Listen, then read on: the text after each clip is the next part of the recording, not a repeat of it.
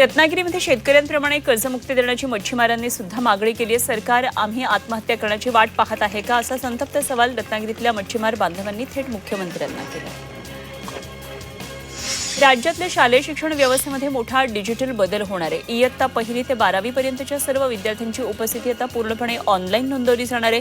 शिक्षण विभागानं स्मार्ट उपस्थिती प्रणाली लागू केली आहे। दररोज 100% उपस्थिती ऑनलाईन नोंदवणं शाळांसाठी बंधनकारक असणार आहे। वाशिमसह विदर्भातल्या शाळांमध्ये ही प्रणाली 30 जूनपासून लागू होणार आहे। गेल्या 12 वर्षांमध्ये पुणे विमानतळानं प्रवासी वाहतूक आणि सुविधांमध्ये मोठी झेप घेतली आहे। 2014 मध्ये 44.6 लाख वार्षिक प्रवासी संख्या 2026 मध्ये 1.13 कोटींवर पोहोचली। विमानांची वार्षिक ये-जा 35,000वरून जवळपास 39,000वर गेली। राज्यातील 11वी केंद्रीय ऑनलाईन प्रवेश प्रक्रिया आणि कोट्याअंतर्गत 14 जूनला एकूण 42,784 विद्यार्थ्यांनी प्रवेश निश्चित केला। मात्र दुसऱ्या फेरीमध्ये अद्याप 3,32,290 विद्यार्थी कनिष्ठ महाविद्यालय वाटपाच्या प्रतीक्षेत असल्याचं चित्र दिसतंय। मुंबई आणि ठाणेकरांच्या वडाळा ते कासारवडवली मेट्रो 4 आणि कासारवडवली ते गायमुख 4A मार्गिकेच्या कारशेडला आता त्या कामाला गती मिळणार आहे। या मार्गिकेच्या मोगरपाडा कारशेडच्या रस्त्यासाठी आणि स्पूल लाईनसाठी कांदळवनांची जागा MMRDAकडे हस्तांतरित करण्यास राज्य सरकारच्या महसूल आणि वन विभागानं अखेर मंजुरी दिली।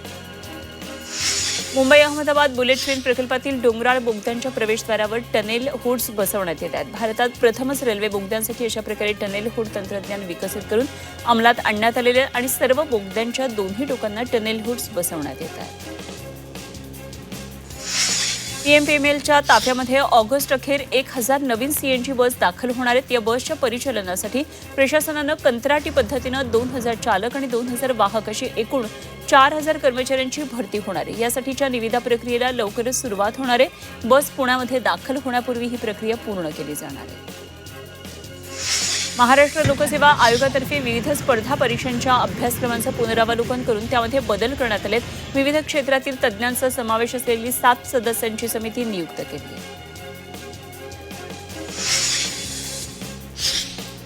महाराष्ट्र शिक्षक पात्रता परीक्षा 2026 पुढे ढकलण्याचा निर्णय घेतलाय आणि या दिवशी राष्ट्रीय परीक्षा संस्थांमार्फत देशभरामध्ये राष्ट्रीय पात्रता आणि प्रवेश परीक्षा आयोजित करण्यात आली आहे। त्यामुळे दोन्ही परीक्षांची अनेक केंद्रही समान असल्याचं निदर्शनास आलं।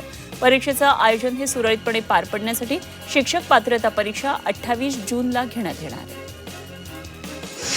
माथेरानची राणी म्हणून प्रसिद्ध असलेली मिनी ट्रेनला आजपासून ब्रेक लागणार आहे। मध्य रेल्वेकडून पावसाळ्याच्या पार्श्वभूमीवर नेरळ माथेरान मिनी ट्रेन सेवा 15 जून ते 15 ऑक्टोबरपर्यंत अंशतः बंद ठेवण्यात येते।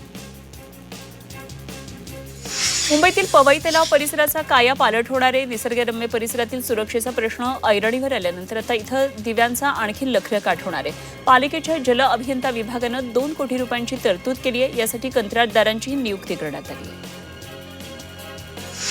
हिंगोलीच्या गोरेगाव सेनगावमध्ये वाढत्या अपघातांना आळा घालण्यासाठी गोरेगाव पोलिसांनी पुढाकार घेतला आहे। धोकादायक वळणांवर रेडियम पट्ट्या बसवण्याची मोहीम गोरेगाव पोलिसांनी हाती घेतली।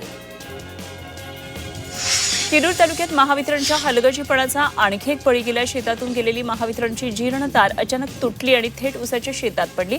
शेतकऱ्याला विजेचा तीव्र धक्का बसला आणि त्याचा जागीच मृत्यू झाला। पुणे पोलीस आयुक्त अमितेश कुमार यांनी स्टेटस सिम्बॉल म्हणून शस्त्र परवाने वापरणाऱ्यांविरोधात कठोर कारवाई केली आहे। 279 बंदूक परवाने रद्द केलेत आणि नव्या परवान्यांसाठी आलेले 476 अर्ज सखोल पडताळणीनंतर फेटाळण्यात आले। आत्मसंरक्षणाचं कारण दिलं जात असलं तरी प्रत्यक्षात जीवाला कोणताही धोका नसल्याचं आढळल्यानं ही कारवाई करण्यात आली। वाशिम जिल्ह्यामध्ये खरीप हंगामाची लगबग सुरू झाली आहे। शेतकरी पेरणीसाठी सज्ज झालाय। DAP खताची मागणी वाढली आहे। खताच्या तुटवड्यामुळे शेतकरी चिंतेत होता। मात्र कृषी विभागाच्या विशेष नियोजनातून जिल्ह्यात 950 मेट्रिक टन DAP खताचा साठा दाखल झालाय। त्यामुळे ऐन पेरणीच्या तोंडावर बळीराजाला मोठा दिलासा मिळाला। राज्यात जूनचा 15 पूर्ण झाला तरी अजूनही पावसानं ओढ दिल्यानं चिंतेचे ढग दाटलेत। शेती कामापासून पाण्यापर्यंत अनेक प्रश्नांच्या झळा दिवसेंदिवस अधिक तीव्र होतात आणि जूनच्या पहिल्या 2 आठवड्यांमध्ये राज्यात एकूण 70% पावसाचीही तूट नोंदली गेली। पाणी टंचाईच्या पार्श्वभूमीवर राज्य शासनानं आज महत्त्वपूर्ण निर्णय घेतलाय। राज्यातल्या धरणांमध्ये असलेला पाणीसाठा पुढचे 3 महिने फक्त पिण्यासाठीच वापरला जावा। सिंचनासाठी धरणामध्ये पाणी सोडणं बंद करा असे निर्देश शासनानं दिलेले, तर बरोबरच बेकायदेशीर पाणी उपसा करणाऱ्यांवर कठोर कारवाई करण्याचाही इशारा दिला। रत्नागिरीच्या चिपळूणमध्ये उभय आगरगावमध्ये पाण्याची अत्यंत भीषण परिस्थिती निर्माण झाली. ग्रामस्थांचा ग्रामपंचायतीवर धडक मोर्चा आणि थेंबर पाण्यासाठी नागरिकांनी जीवघेणा संघर्ष करावा लागतोय. नाशिकमध्ये धरणांनी आता तळ गाठलाय. नाशिकमधल्या 26 पैकी 9 धरणं ही कोरडी ठाक पडलीत. गंगापूर धरणामध्ये अवघा 35.6% पाणीसाठा शिल्लक आहे. तर पाऊस लांबला तर तीव्र पाणी टंचाई निर्माण होणार आहे. पुण्यामध्ये मुळा मुठा नदी पुनरुज्जीवन प्रकल्पाला आता वेग आला. येत्या वर्षाअखेरीस दररोज 1000 MLD सांडपाण्यावर प्रक्रिया होणार आहे.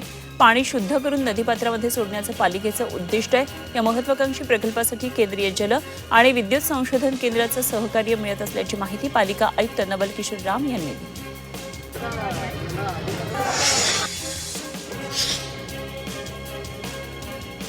आळंदीमध्ये झालेल्या सोनसाखळी चोरीच्या गुन्ह्याचा पिंपरी चिंचवड गुन्हे शाखेनं अवघ्या काही दिवसामध्ये छडा लावला. या प्रकरणात 3 आरोपींना अटक करण्यात आली. त्यांच्याकडून सुमारे 12,95,000चा मुद्देमाल जप्त केला.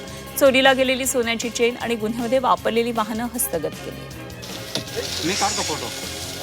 चिपळूण तालुक्यामध्ये कळवटे गावामध्ये राज्य उत्पादन शुल्क विभागानं मोठी कारवाई केली. अवैध हातभट्टी आणि दारूचे अड्डे उत्पादन शुल्क विभागानं उद्ध्वस्त केले.